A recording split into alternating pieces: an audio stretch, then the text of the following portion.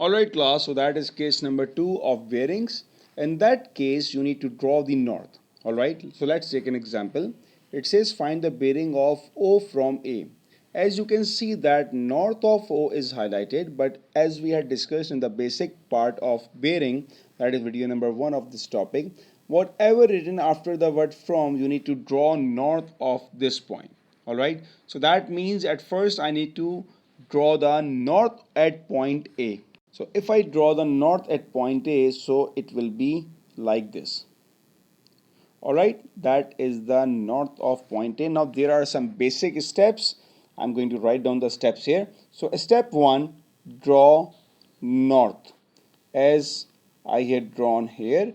Step number 2, identify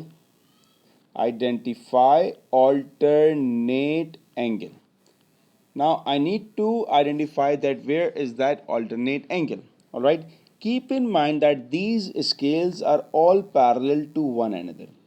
Alright, these lines are always parallel to each other, and by parallel we are getting a alternate angle here, right? If this angle is 20, it means that this angle here, it will be 20 as well, because these two lines are parallel, right? For parallel lines, we are getting the alternate angles. Once you had highlighted the alternate angles, then step number 3, apply the concept of bearings.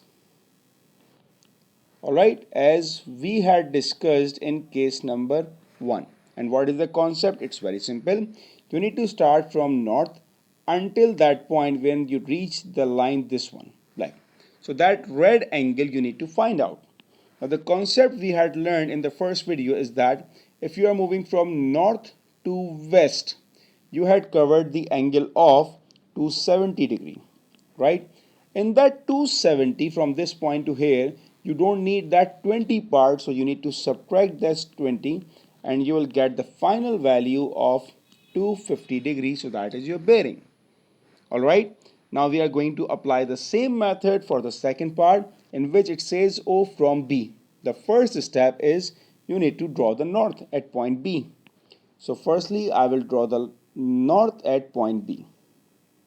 Alright, first when I draw the north, after that I need to identify the alternate angle. So this angle is 40 and the alternate part, it will be this one. Alright, so I'm going to highlight this point. So that angle is 40 here. And what is bearing actually? It starts from north in a clockwise direction, so that angle 40 is my bearing.